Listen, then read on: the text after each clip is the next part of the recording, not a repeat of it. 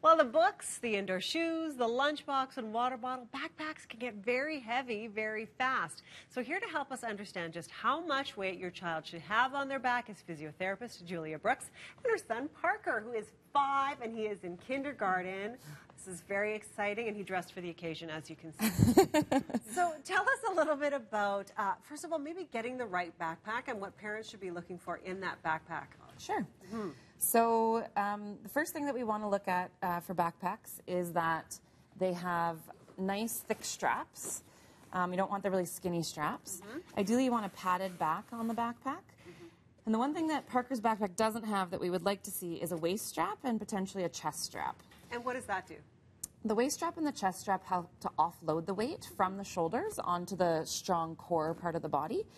So it distributes the load a little bit more, and your body can handle that a little bit better. Fair enough. Parker, do you want to try that on and show us how Stand it's up. going to Yeah. fit? Not so much. Can you here. put your backpack on?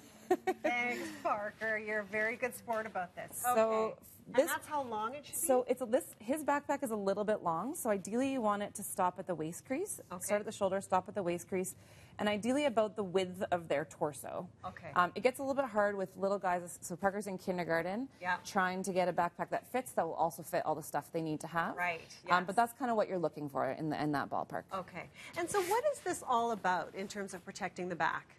So we tend to see, especially as kids get older and get into the teenage years, we tend to see a lot of kids who end up with shoulder pain, neck pain, headaches, just from the load of carrying all their textbooks and everything else that has to go into the backpack. And we'd like to try and prevent that. Stop it up front so we're not seeing these kids later on and trying to treat these injuries. Absolutely.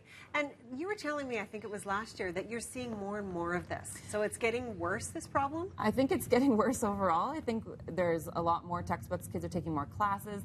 There's also the texting problem. So not only are they wearing these heavy backpacks on their shoulders all day, and they're also head down, so the muscles are getting even more stress.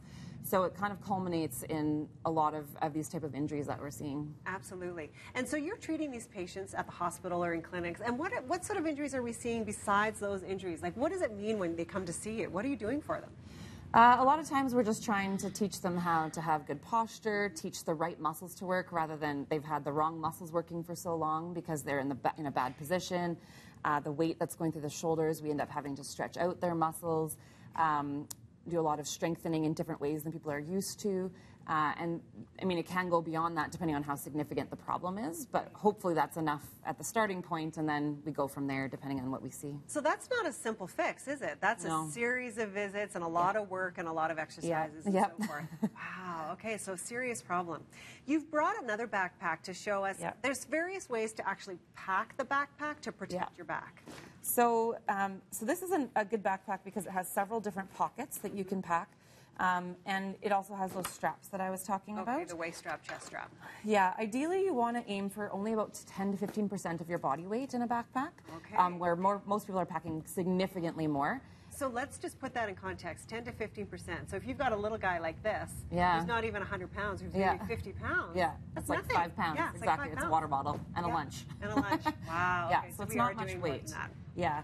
So, and when you pack the pack, you want to make sure that you're using the heavier things towards the back and the lighter things away from the body. That way all the load is in the middle and you're not getting pulled back or having to use those muscles in the front.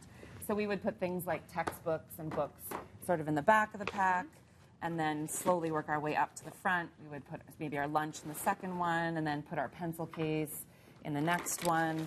Obviously, everybody has cell phones. They usually have them in their pockets, but if you're packing them, you can put them in the front pocket.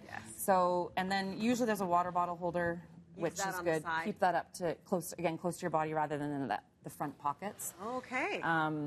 And then you're going to protect your back moving forward. Then you're going to protect your back, exactly. Julia, thanks so much. Absolutely. Parker, thanks so much. Sorry to keep you up, buddy. Say thank you. Have fun at kindergarten today. Gonna wave? You're going to say, say bye-bye, everybody. Thanks for coming on. He's waving at you, Andrew Schultz. That's what he's doing. He's saying hi to that weather guy.